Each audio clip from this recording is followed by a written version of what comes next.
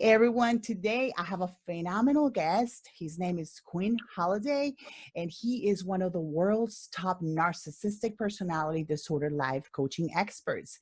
He has spent over 10 years in the exclusive study and understanding of cluster B personality disorders affecting people in work environments, relationships, and family structures.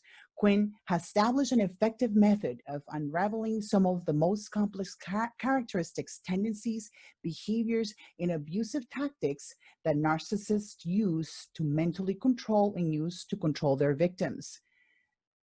Through his personal research and experience with narcissists, he has fully developed a powerful defense system to help you identify and protect yourself against attacks that narcissists use to mentally seduce and control unsuspecting individuals that they intend to do harm.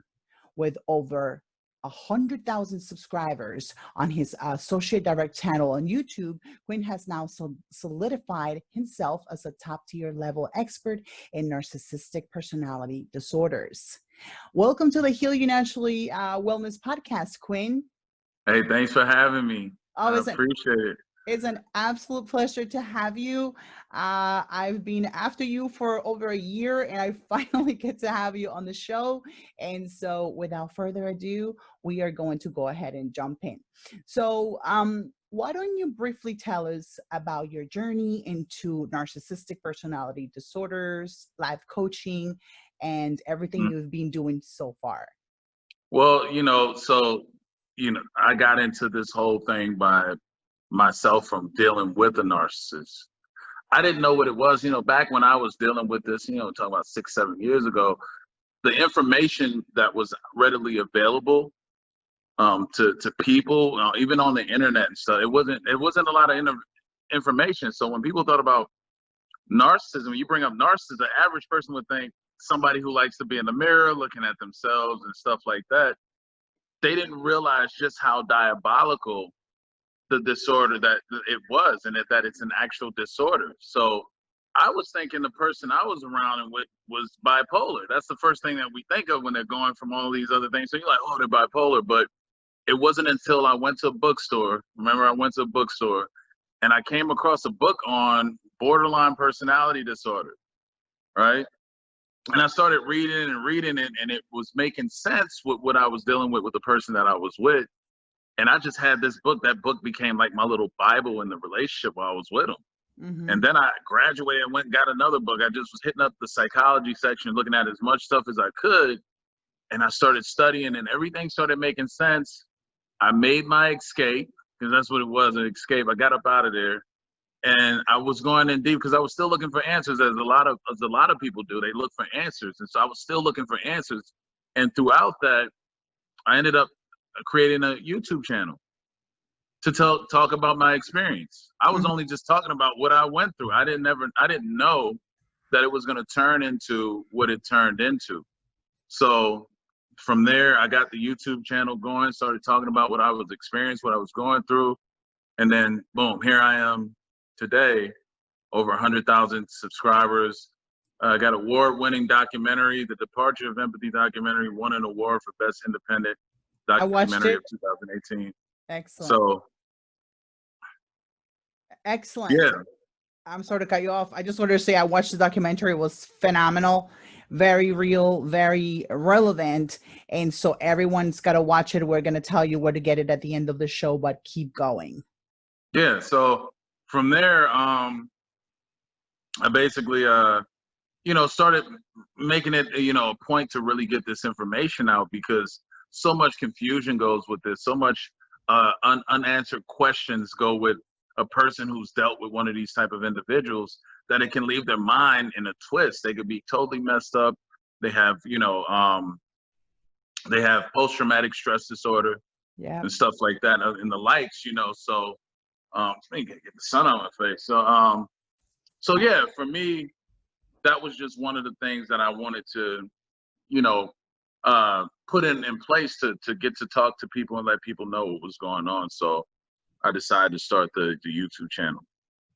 Excellent. That's a great journey, and yeah, it became huge. I found you, in fact, on YouTube when I was doing a little research on an article that I wrote on narcopaths.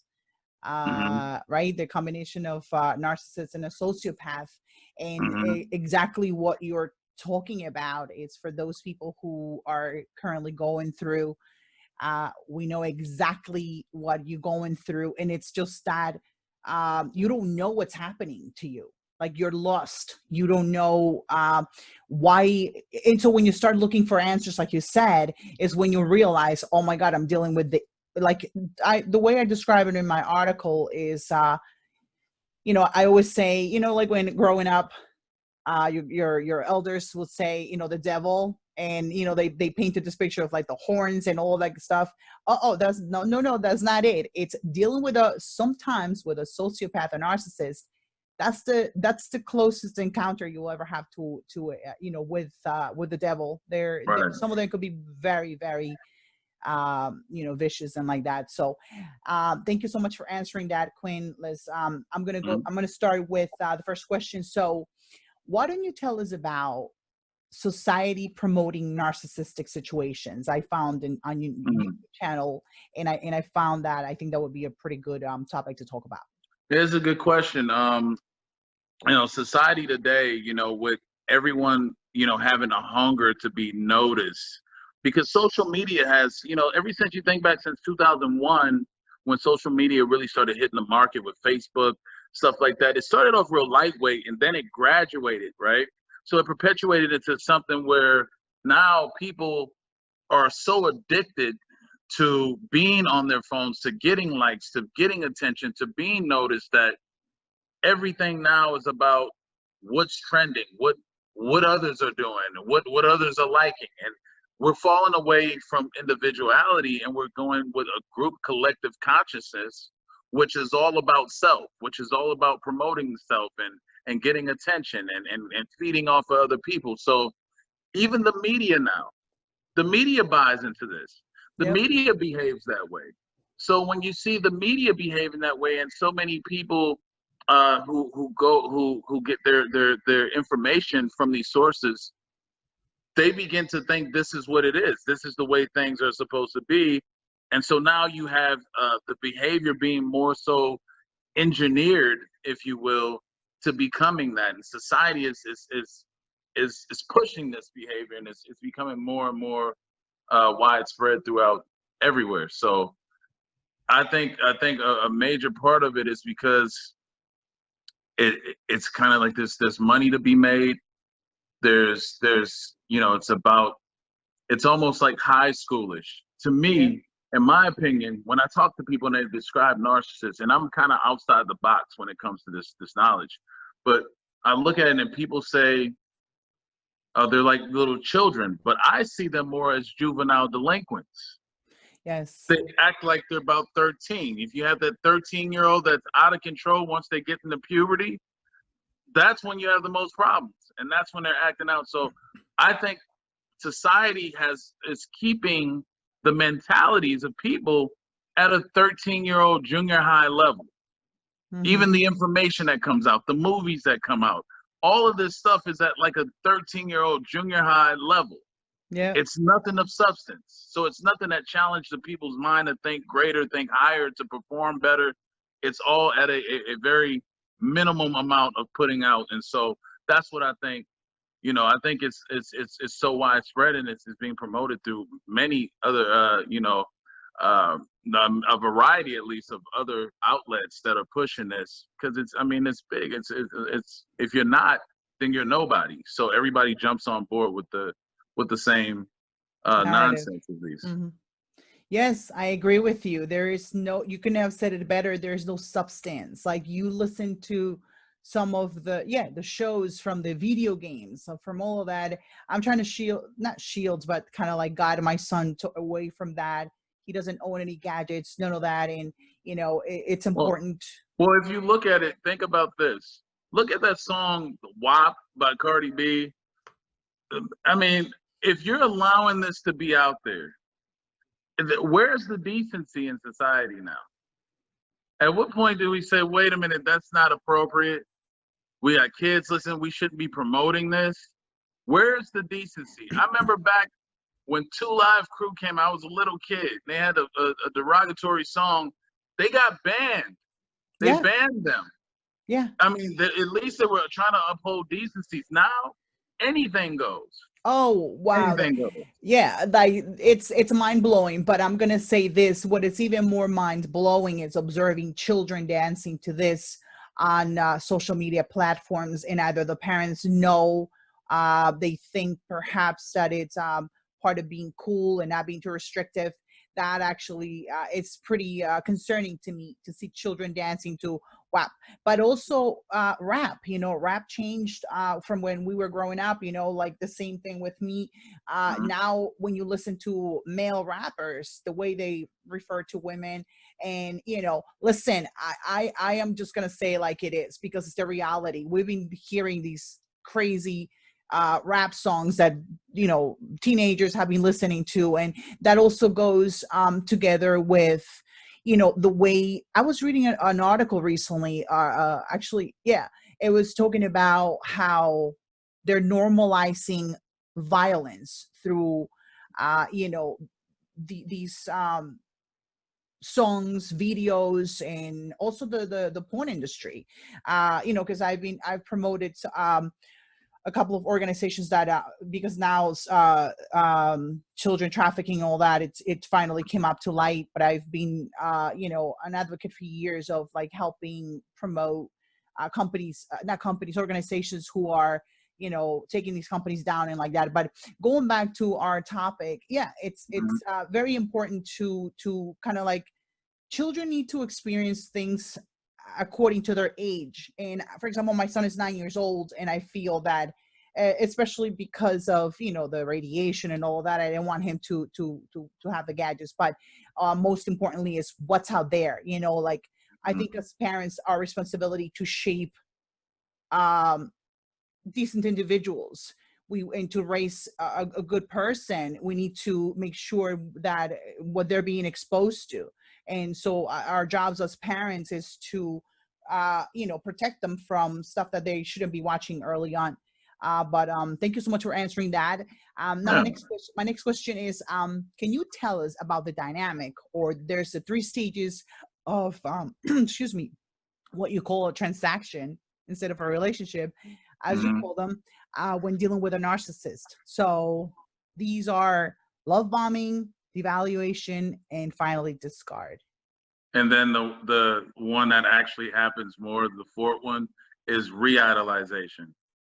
Oh, okay. So, That's a and good. that's so, when there's the initial point, everybody's, I mean, let's face it, everybody in the beginning, everybody's putting on their best, Behavior. representative, Mm-hmm. right? So the best representative comes out and meet you initially. And this is where it's all lovey-dovey. It's going out, it's holding hands, long walks. Those are staples, you know what I'm saying? The All the terms of attention. endearment. So, and this is why it can be so confusing, and where a lot of people can get tricked because they all look the same. But as you start moving into it, the devaluation. So narcissists typically do all this love bombing, all this stuff, putting you on the pedestal, making you feel like you're everything to them, and then they flip it, and now you can't do anything right. So you move from the love bombing to the discard, and this is where a lot of the grooming comes in, because grooming is different than love bombing. Grooming is more sinister. Grooming is something where the person is taking an individual, trying to mold them into something that they can use or hurt, or get it to make them accept. So it's like trying to mold them into accepting whatever vice or guilt or type of way that they want to abuse or manipulate that person in. They mold them, and they do this through grooming, through giving them certain things to do, or they have certain behaviors that they repeat to the victim over and over until the victim normalizes that behavior.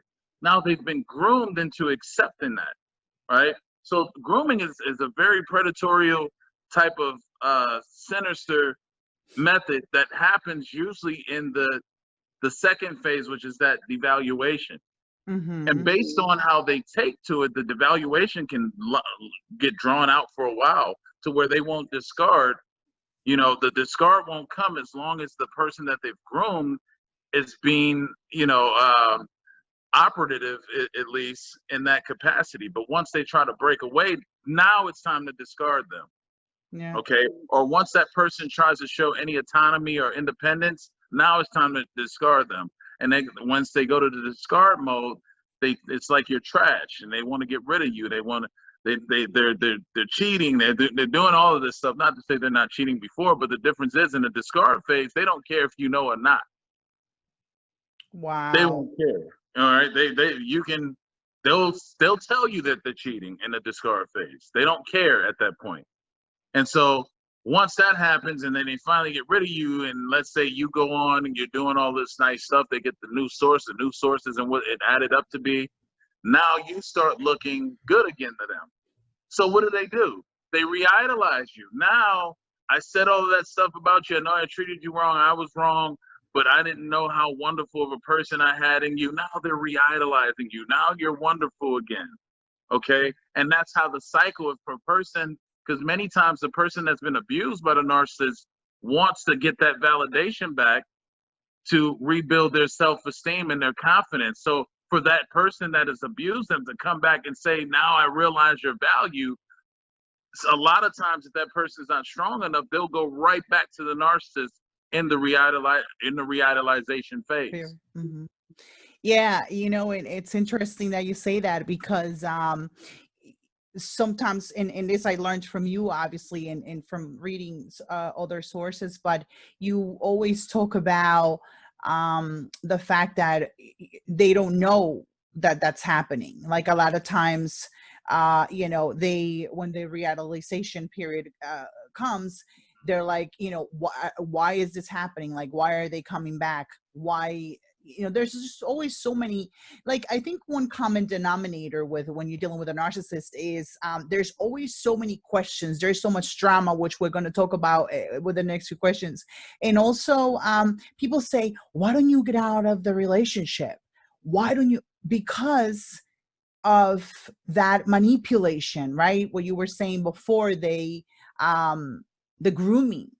Is that codependency as well? Well, people typically, you don't get out of it because if you haven't seen it before, it's like we got the COVID virus out, right? If your immune system hasn't seen it before, it has a hard time picking up whether or not it's a threat or if it's not a threat or whatever. So a person who's never dealt with a narcissist, they don't know if this is just a phase, if do they mean this? Because the narcissist tells them so many stories. Oh, I had a rough childhood and all this stuff, but that still doesn't give you the right to abuse someone and take that out on somebody else because you had a rough childhood or you went through. A lot of us have had rough childhoods. Okay, that's not an excuse. So right. The person that's victimized doesn't know, in many cases, what is normal from what's not normal, what is supposed to be going on from what's not supposed to be going on, and by default, they become victims of the circumstance that they're in. So they don't have the knowledge. So they can't properly read and assess whether or not this is dangerous, healthy, or whatnot. So they tend to want to believe that the individual that they're with does really love them, but there's other factors that's outside of their control that's stopping them from being the right person that they want them to be. So the person stays because they have a belief and they have faith that something good is going to come out of this and turn around, and this nightmare that they're going through will dissipate and fade away, but it never does. Yeah, you know, you couldn't have said it better. It's nothing further. You know, it's actually a nightmare. You know, that's a very good way to describe it when you find yourself dealing in one of these situations. So what are 3 subtle early red flags from narcissists? Like, how can people, 3 or more if you want, that will be an amazing extra subtle signs of or red flags. One of the main things I look for is inappropriate behavior. like behavior that someone shouldn't be doing that a normal person would have an issue with. Like, let's say you just met someone, you met a person, and now you're around them, and that person is basically acting in a way to where they don't care what your perception is going to be of them. They have no shame, right? They don't even know you like that, but yet they're acting in a way that can be appeared or come across as distasteful or inappropriate. But they have no care in the world.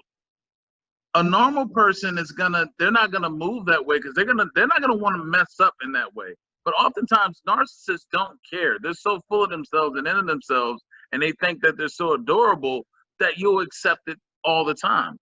That's part of the immaturity and stuff that you see too. So that's one of them. Second one is someone being in a fast pace. They're rushing. They're rushing to get the relationship going. I never met anybody like you before. I haven't. You make me feel a certain way I've never felt before. All that's BS. That's just BS. You can't get that within the first month or two of meeting somebody. But if you're starting to hear this stuff in the first month or two, you better believe the next thing you're gonna be, buying all the other stuff that they're giving you too. You're my soulmate, right? What'd you say? I'm sort of no. You're my soulmate. They use that a lot, right? It seems like it seems like we've known each other for years. Yeah, I've never been able to talk to somebody like I've talked to you. All that's BS. It's just a bunch of BS. So if you hear someone coming off that way, that's another one. Another big one is the I see quite oftentimes is being unreliable, inconsistent. Right? So that's a big thing with them. They're not reliable. They make a lot of stuff and then it's not following through, or they have a lot of excuses for why something didn't happen. Usually when you get excuses from a person right off, especially in the beginning, it's going to go bad. It's going to go bad. Yeah. Excuses leads to no accountability. And that we know narcissists do not have accountability. So you'll see more of that as you go on, continue to deal with that. Now, we know people aren't perfect, and there's always times and stuff like that where we're not always 100%. But I'm talking about in things which could have been prevented. If there's excuses for it, that means the lack of accountability. Excellent. Thank you for answering that. Can you give us an example of the excuses that they make? One might be, why did they, you might say, why have you, you were supposed to come over, we were supposed to do this, and this didn't happen. You bailed out on me on the last minute. Well, that's because I had this going on, or you were saying this about me, and I felt that you didn't want me around. It's like, why would you assume, right? Why assume? Why not ask? You didn't even make an attempt. So you got to look at that too. What attempt did they make? Did they try? Did they not try? And usually it's because they had something else already going on. Like, we call this at least flaking too. They were supposed to come get you and then something popped up. Hey, I'm going to have to change plans. That's flaking, especially at the last minute. And flakiness is a weak character. It's a sign of a weak character. Because they don't want to. They told you they committed at that particular time because they didn't want to have to deal with the weight and the pressure of having to let you down. So they went ahead with it anyway, so that they don't look bad, so they can still look like they're in control of everything. But then they flake out later. But they never wanted to do it in the first place, and that's always a red flag of a flaky character. Excellent. Shady character, at least. Yeah, that makes total sense. Awesome. So, tying it up with what we were saying, how can potential victims identify a narcissist today, especially because social media is their new haven or playground? I think I had a video where I was saying to people, like, in order to fully know, right, and this is what I got from, doctors and stuff like that I talk to a lot, you have to be in the trenches. You have to be with one, around one, to really know because a lot of people can misread something that is narcissistic for being a full-fledged narcissist. There's a difference between someone being narcissistic and being a narcissist. Narcissistic, they may have characteristics, but they're not out, trying to maliciously manipulate and use and get over on people. That's not what it is. But a narcissist specifically targets people to exploit, to get over on, to manipulate, to control, right? Mm-hmm. There's a difference in their behavior. So when we look at, how can you pick one out? You have to be around one somewhat. You have to be engaged, like in a transaction or living around them, or if you're working around them, you have to observe how they're moving. Like, are they always seeking attention? Are they the do-gooder? Are they always playing this victim role? Do they always have a sob story? Are they, Yes. are they constantly the one that's going to get all of the bagels and stuff like that for lunch and stuff like that? Are they going out of their way? Okay, because narcissists are over the top. They have to do it the best. They have to do it better than everybody else. So if you see that type of behavior initially, that's going to be one thing. And then it's always the neediness and the smothering. All right, you get a lot of that, or you'll get them wanting to challenge. It's like you're in a relationship where you're in a competition with your partner. Yeah. It's not supposed to feel like you're in a competition with whoever you're with. So if you feel like, wow, it feels like I'm competing against you, that's a sign of where you it's something that you should be looking at, in a peculiar way, because those are all red flags initially to look for. Now, the in depth, you have to be able to see the pattern being consistent, because it's a pathology, which means there's going to be a continuum, a pattern where they said, oh, I won't do that, or oh, that was an accident, I didn't mean that, I'm sorry, but yet the next day or two they're doing the same thing that you just spoke about them doing. That is something that you have to be around somebody to consistently see and add these things up, and therefore you can come to a solid conclusion that, you know what, you're probably a narcissist. Excellent. Yes, thank you for answering that. You know what? Correct me if I'm wrong. Because I've read about it, and I think I heard it from you as well. One of their patterns is they will do something that you've already mentioned that you don't like. They will do it. Narcissists do that. They do it over and over, and every time it's like, we had this conversation. I'm sorry, I didn't mean to do it. There's a new excuse.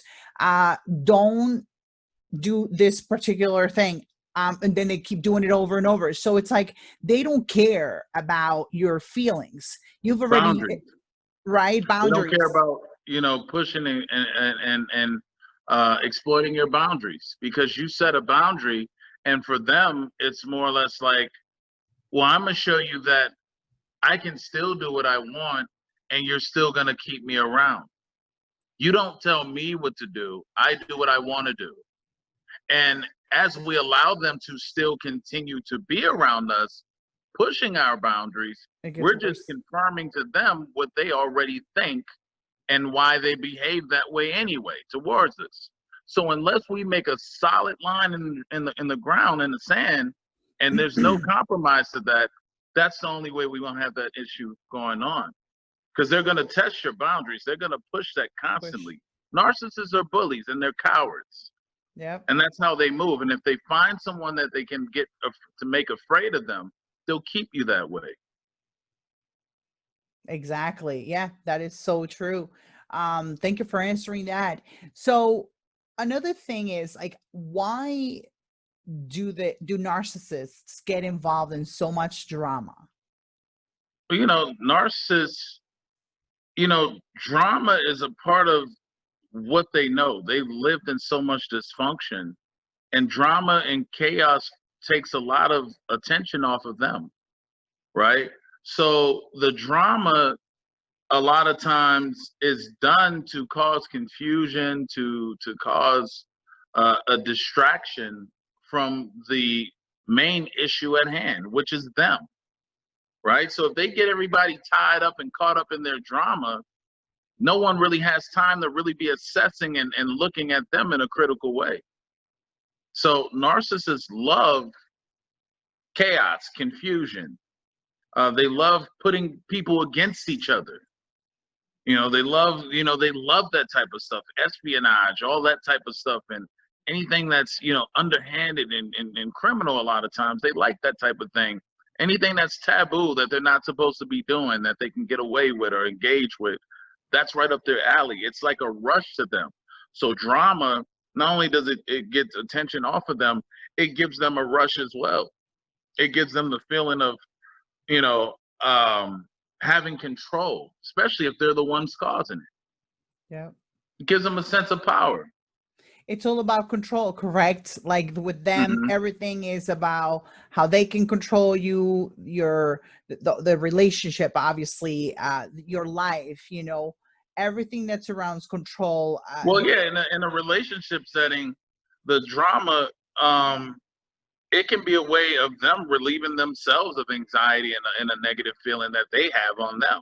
Let me go start with my significant other. Let me start something with them, get them to react. And now I'm not the only one feeling like crap right now. You got to feel it with me, because that's how they deal with their emotions. They take it out on other people, especially the one that's nearest and dearest to them. Wow, yeah, that's crazy. And also, like, when I was also reading and listening to some of your videos, they need from their sources, they need feedback, if you will, whether it's positive or negative. Like you were saying, that drama, sometimes if they're not feeling good about themselves, if they're having a bad day, they're going to start a fight. They're going to start something, and you're going to feel some days, actually maybe not even some days, like a couple of days, everything is fine, and then the next day you don't hear from them all day, or well, you just don't. Narcissists also use that drama as a way to test your emotional range, or they can do it in a way, it's part of their thought policing, where if they assume something but they feel like you're not really telling, they'll purposely start an argument with you to get you mad, because I've heard this from narcissists. They feel like when a person's mad, they're going to really say what they feel, right? So they like to initiate drama and stuff to get a feel for what's really going on with you.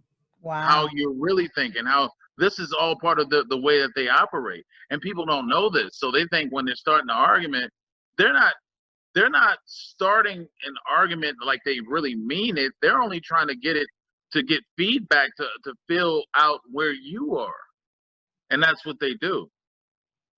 Madness. Yeah, there's so much to their behavior that we could talk about for days. So moving on to the next question, can you explain the difference between a player and a narcissist, and also neurosis? I think you said neurosis at the last one. Well, it's kind of like two questions in one. I got you. But it's like, can you first explain to us, like, what's the difference between a player and a narcissist? And then I just found that you had another one that said neurosis versus narcissism. So, well, a player, they're gonna have a lot of similar type components with a narcissist. I don't think players will be narcissists, but a narcissist can be both a player and a narcissist. See, the player is out usually using a woman or using a man, either way, for their own personal gain, right? A player's in and out. They're just there to gain. Typically it's usually something sexual, or that's the majority of the time. But the player isn't going to invest as deep. The player doesn't necessarily use the gaslighting and all these other traits and tactics that narcissists use. The player's just trying to get something, in particular, where they have they're lying, at least, and dealing with a lot of other individuals and stuff like that. But they're not a disordered person per se. Where the narcissists, they're playing, but they're also disordered. They have the magical thinking. They have the delusions of grandeur and all of the other array of traits that they do come with. But the narcissist is more calculating to control and have power over the individual. The player isn't really about controlling as much as they're about just getting what they want to get out of that person and then keeping it moving. Typically the player, they're going to do their thing and then they're moving, but they don't have all of the other like stuff to where they're trying to tear a person down. They're trying to break them. They're trying to destroy that person. That's the narcissist. They're trying to destroy you. They're going to leave you desolated, right? And that's the name of the game. Right. Wow, that's incredible. Yeah, that's a great explanation. Thank you. So, Neurosis. neurosis, yeah. I forgot about the second question. It's okay. Neurosis, a neurotic person is a person who has established a set of beliefs in their mind and it's negative usually. It's like always thinking, oh, every time someone does this, this always happens, right? And they believe this and it becomes negative. So they've established a lot of negative patterns of thinking, which is now kind of became a part of their personality, just to be negative, right? And so a lot of what they believe, well, when a person does this, that usually means they're a cheater, and they believe that and they're going to stick by that. So they're very, a person that's very negative in that way is usually what a person that you'll find that has neurosis. And the narcissist, as we know, they're disordered. As I said, they're the person who is not fully grounded in reality, number one, right? And that's kind of tying into that player thing too. Players they're in their normal state of mind. A narcissist is not a cluster B, is not fully grounded in reality, meaning that they're not gonna function. They're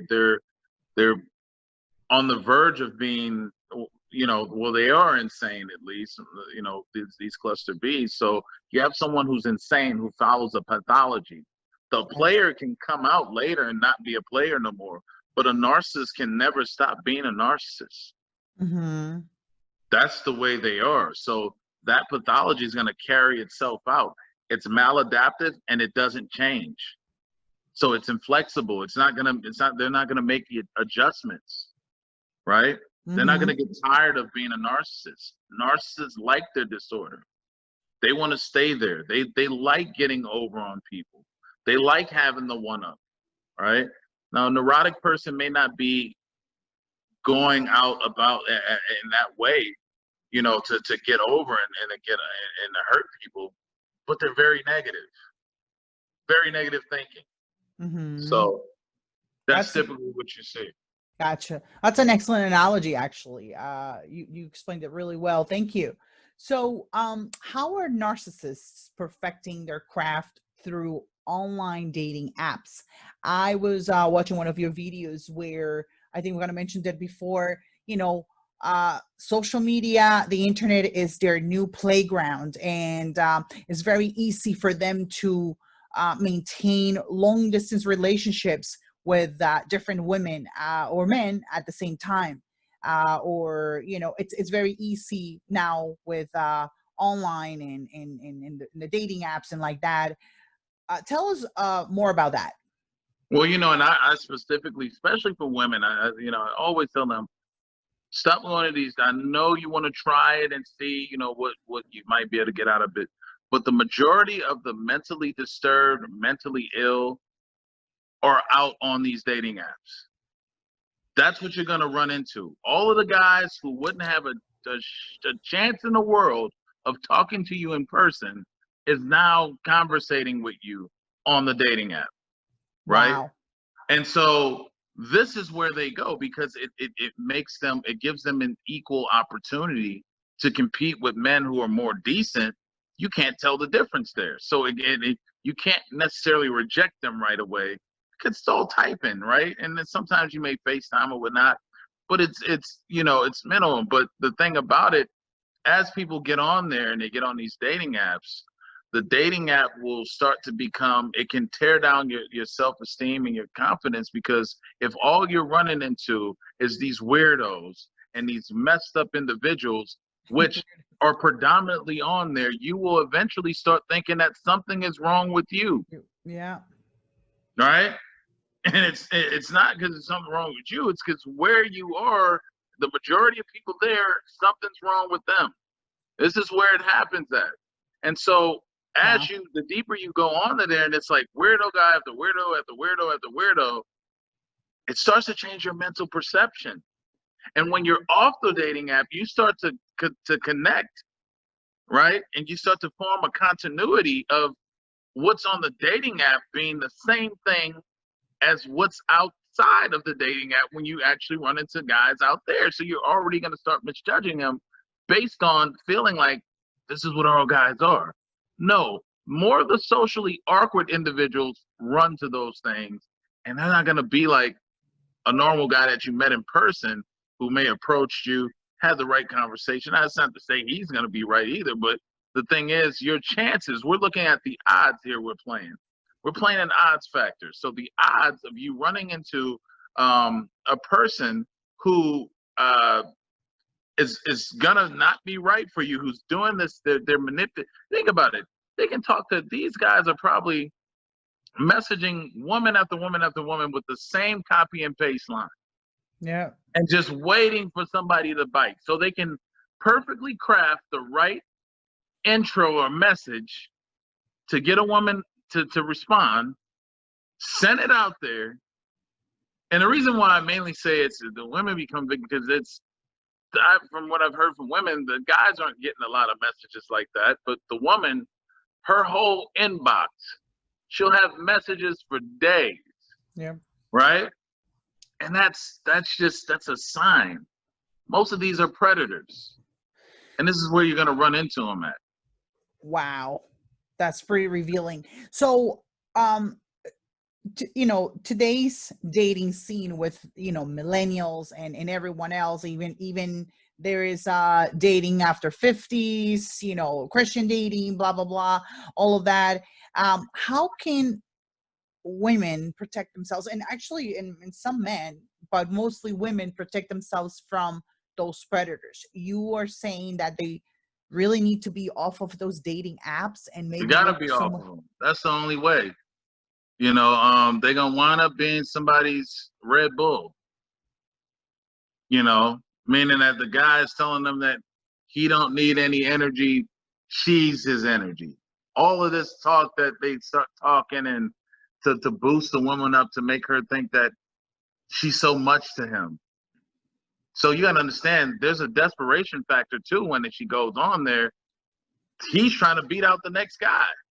So it's like she's a piece of meat thrown into a room full of wolves that's starving and haven't eaten.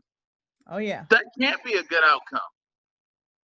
You know what I mean? Because it's just like, it's not going to be good. So stay off the dating apps.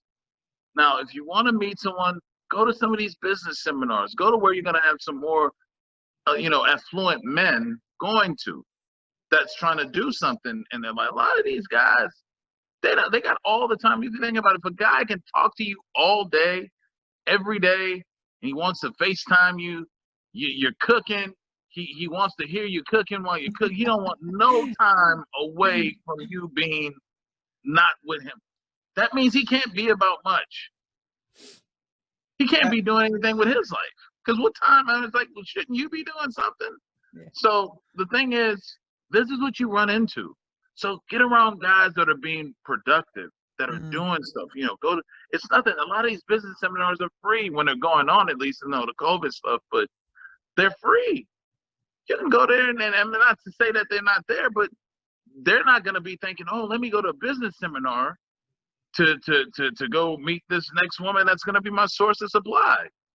No, they're going to jump right on there online where they know a lot of women that are lonely and or may just want to try it out are going to be. They may be able to strike gold. Mm-hmm. So they have to watch how you're moving out there in the world. And of course, now we're not in the 50s or anything anymore. We're not in the 60s. Dating has changed. Oh, yeah. And now as a woman, you have to protect yourself even more. So I feel and believe it's any guy approaching you, you have to always now look at what's the motive. Because nowadays, it's everything, like we talked about earlier, they want everything instant. So a lot of times an attractive woman, she's looked at as food, she's prey, where if she still has old values thinking that the man is supposed to come to me, right? Well, when you're dealing with men of principles and stuff like that, they'll court you in that way, but that's not what's going on, and that's not the majority of men now. We're in a different time. So you have to vet them. Any guy coming to you should be looked at suspiciously, and it's like you have to be thinking, what's your motive? Absolutely. What's your motive? You know what I mean? So it'd be best off if I haven't had a chance to observe you, I'm definitely gonna take everything slow. I'm not gonna go on a date with you right away. You have to stall these guys out. Yes. You have to control the pace of the race. So when they want, let me take you out there. I want to take you out. I want to have a good time. No, I don't want to go out right now. I want to let's just talk for a while. No rush. If you're okay with, if he's pushy, there's an issue with that. Yeah. They're trying to get in. They can't hold themselves back. So the guy that's really about something, he won't have an issue. Especially if he know he has something to offer, he'll be confident knowing that, hey, I know I can offer enough to where I don't have to rush to get in there because I have enough to offer that the more you get to know me, the more you're going to like me, the more you're going to want to be with me. And, right? Yeah, actually, I'm sort of cut you off. I just wanted to say something like that's one of the red flags. Narcissists, sociopaths, all of those, they want to rush. Usually they've already asked you all the questions. They've analyzed you they want to rush sex because they already know kind of what you like. And that's one of the ways too. Also, they've already analyzed what it is that you like to eat, the things that the activities. So if they want to hook you, they want to do all of that quickly. So they hook you, correct? And right. So, what you want to do is stall, and time will tell, like the old say goes, but always wait, right? Like keep them waiting and have like a pace, and that's how you'll find out whether they're real or not, the narcissist, but another thing that's kind of concerning is, if you are, for example, if he has motives with you, he'll stick around. I lost audio on you. Oh no, are you there? Yeah, I hear you now. Okay, I lost audio for actually a video for a minute. So what I was saying is, like, if they have a motive, they'll stick around, but I think your best bet is always to time, time. When you pace the situation as how things go, right? And sometimes you have to now, because it's so you have to decide, okay, well, what about this? At this day I'm free, this whenever, and you decide. So you have to take that back from, because they're running off a program, right, that they do with a lot of women. So you have to throw that off. Well, no, I can do this day. You let me know if you're free to do something that day, and it'll be something totally different, to where now you're not running off of their program. They're running off of your program, and you're controlling the pace. See, when you start allowing them, they're in predator mode. They have it all mapped out. I'm going to take her on a date here, then we're going to go here to this. And if it's going according to plan, you're going to fall right in suit. So, yeah, we're not in those days where, men aren't the same as they used to be. So definitely gotta, control the pace, make sure that you decide how it goes, and don't be in a rush. Excellent advice. Ladies, listen to Quinn. He's heard pretty much all of the stories. He's very knowledgeable. So, it's probably hard in this day and age, dating apps are easier. And, I've actually heard of stories where like these, like my friend's niece was saying, I install and uninstall Bumble, I think it is, or Tinder. They actually uninstall the apps like several times a week because it's so frustrating to be on those apps. And now we know why, you know. And we had a live a couple of weeks ago where I was telling, I feel that maybe this is important. I don't know what you think, Quinn. We're going to be wrapping it up real soon, but I was talking about the Shogun Method. You know, this is something that was created by an unscrupulous individual, where it's basically creating narcissists. And it tells men how to manipulate women and, you know, emotionally manipulate them. And there's Mhm. something called enslaving women and things like that. So, you know, we were talking about that with Quinn, and it's like, what were you saying about that? I forgot. Well, the thing about it is these tactics are used to, you have lower forms of men who are not, they're not equal. Men that are, it's a class to this thing, and the lower classes of men, if you take away, if they can't compete with more productive men, then what's the only thing that they can fall back on to get a woman? And that is manipulation and control tactics and stuff like that. Because if everything about you is real and genuine, then all the man has to do is let her observe him. She'll choose him. Right. Right? If everything about you is on the up and up, she'll see the quality. She just has to watch you work and she'll decide. But if you have to go into tricking and manipulating, this is for control, because there's nothing to that individual. There's nothing to that man if he's using these tactics, right?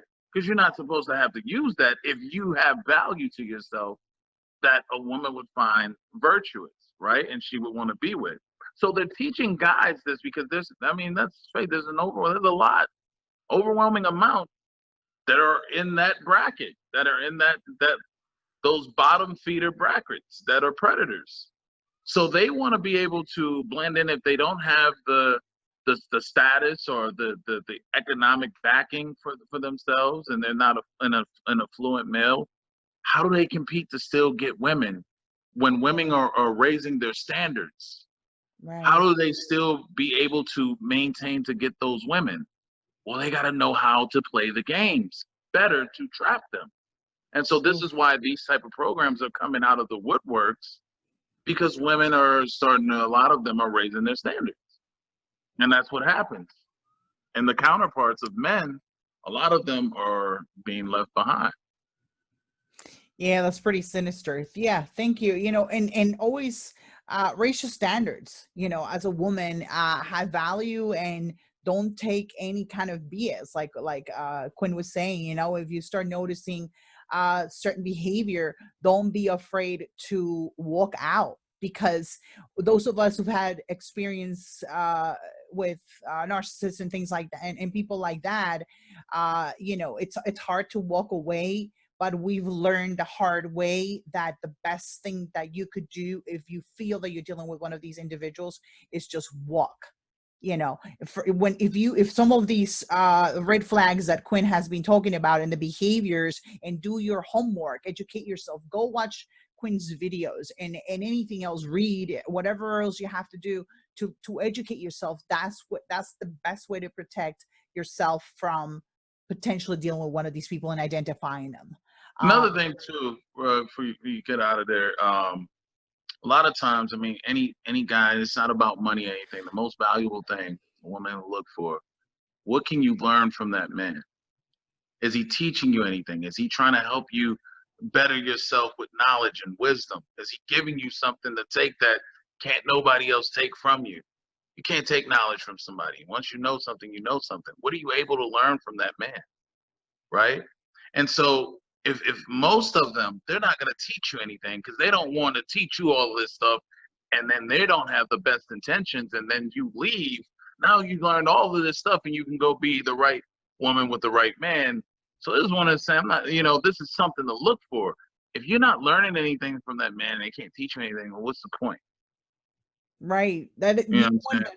Right. That's so true. And that's another thing, that a man who really has good intentions with you, he would support you and kind of show you, like, you know, if he knows that in your career you're trying to advance yourself in marketing, he's going to help you, sometimes even send you, little information so you could better yourself, sit down with you and talk about it, like those things like that. Although I have to say that sometimes you're dealing with, for example, a sociopath, they will help you and pretend that they're trying to help you, but they really aren't. And the way you Well, because a sociopath benefits from you if you're with them, and they, because the sociopath looks at it, if you're coming up and you're doing more, you can give that back to me, right? right, Because sociopath and psychopaths is a little bit different in that way, where so a woman can be living with a psychopath and not even know that she's with a psychopath, oh yeah,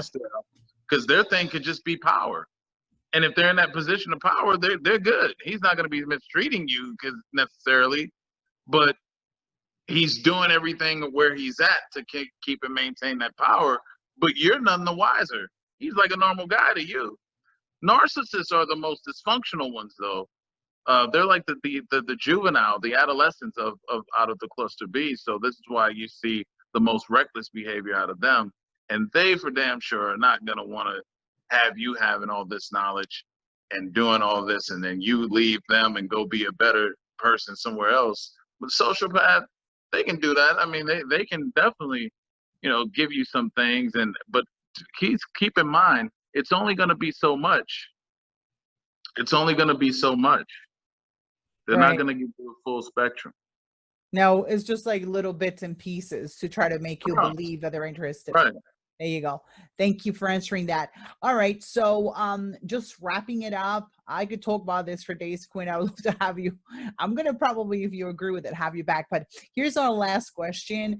So what are the types of toxic mindsets to avoid when someone is in recovery from narcissistic abuse? Well, a lot of times you have people who are critical people. Judgmental and critical people. You definitely don't want to be around these type of individuals. You definitely want to be around the person, well, I told you, you had to be stupid or doing this and all of that. You don't want to be around somebody like that. Somebody judging you, critical, these sarcastic people. All these are bad mindsets to be around. People who are the sarcasm, which is on the verge of just being disrespectful in a lot of ways. People who are, very pessimistic. I'm sort of cut you off. I'm sorry, Quinn. I just wanted to ask this because I've had actually this conversation with other people. When somebody says something and then they say, because I know narcissists use that a lot, they will gaslight you or say something to hurt you. And then they say, I was only kidding. You can't take a joke. What is the difference between someone who sometimes is joking and they say something and the narcissist? Well, there's a time and a place for joking. And within the context, if it's coming out at a point where it's something that you confided in, that they know affected you, and they joke around with it and say that and then say jokes only go so far. After a certain point, you're not joking. You're trying to pick at me. You're trying to make fun of me. You're trying to, you're laughing at, the calamities that the person has went through. So if somebody's joking and calling that out as a joke, they're full of it. This is somebody you should cut off. You shouldn't play with that. And they're being insensitive to you. And a lot of times they probably don't really care as they say they care either. Right. Wow. Yeah. It's definitely interesting that personalities, that their personality can show in that particular manner. So these are things absolutely to definitely keep in mind. So just to close it off, because I know it's getting long. So is there anything you wanted to say to our audience, Quinn, that they could remember if they feel that they're dealing with a narcissist or in a narcissistic in a relationship with a narcissist? One thing you got to remember is that, trust how you feel. If you don't feel well, or if there's something that doesn't make you feel all the way comfortable with what you're doing, just assess your feelings sometimes.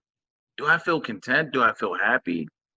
Do I feel stressed? Do I feel panicky? Do I feel anxiety? If you're feeling those things, then you're not supposed to, that's something, you're not supposed to feel that if it's right. If you're always worried, if you're always on edge, that's your body, your mind trying to tell you something's wrong.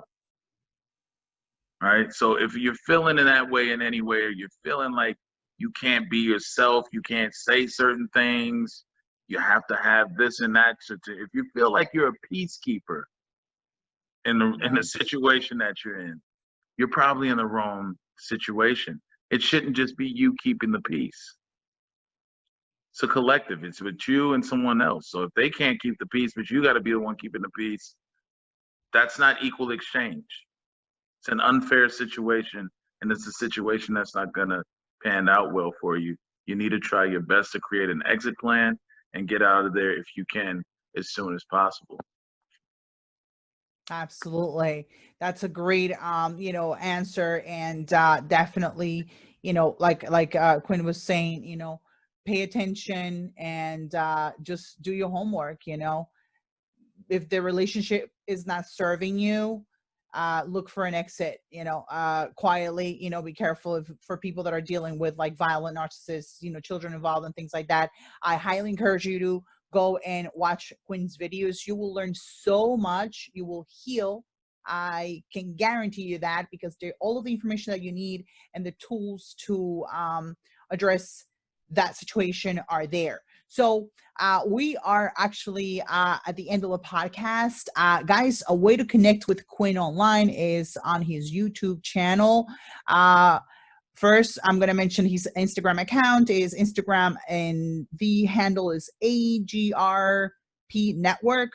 I think it's like that's short for Associate Group Network. Mm-hmm. And Facebook, the same, AGRP Network.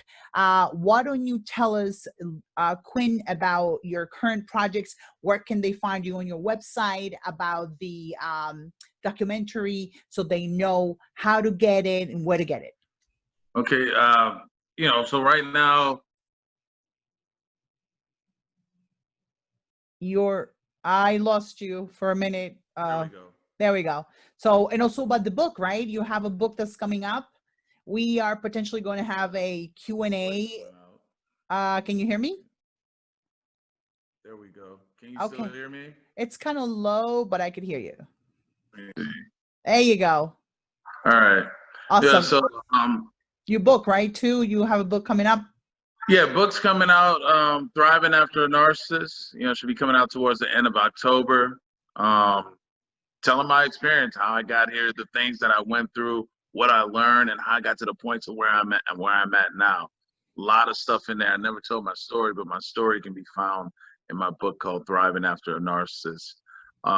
Documentary, did part 1 and 2 of Departure of Empathy. The first one, we won an award for Best Independent Documentary of 2018, very first project I did. The second one was the follow-up of that. You can go to ASSC Group, GROUP.com, and you can, if you want to check that stuff out, and even book, whatever consultations with that, you can find me. Everything's on there. And that's about it for what I'm doing on there for right now. I'm trying to mainly get this, and then I'm probably gonna be going on tour again. Oh yes, that's another thing. You go on tours, guys. Just so you know, listeners and viewers, Quinn and his team, they go around the U.S. and also I think he's been requested internationally. Yeah, we're gonna try to hit up London and Toronto and maybe Australia. This coming up next year. With everything with the COVID, because COVID has put in so much limitations, but we're gonna definitely try to make that happen. Excellent. Well, guys, I'm just so you know, on my website there's going to be a dedicated page for Quinn and the podcast, and we're going to have all the show notes, links to his book, links to his documentary and everything else. So Quinn, I wanted to thank you so much for being here. Hey, thank you for having me. It was a pleasure. I enjoyed it. It was definitely a pleasure. Love it. Well, bringing me on your show, and hopefully people get a little bit more insight and I can help them out. Oh, absolutely. They will. Believe me, there's a reason why you're here. You are when it comes to this topic. So I would love to have you again if you agree. And also, hopefully, maybe we could potentially have a Q&A live where we're going to mention all of the things with Quinn. We're going to talk in the background, see if we can make that happen if he's available. So again, thank you for being here. It was an absolute pleasure and looking forward to doing it again. Thank you for having me. Awesome. Thank you.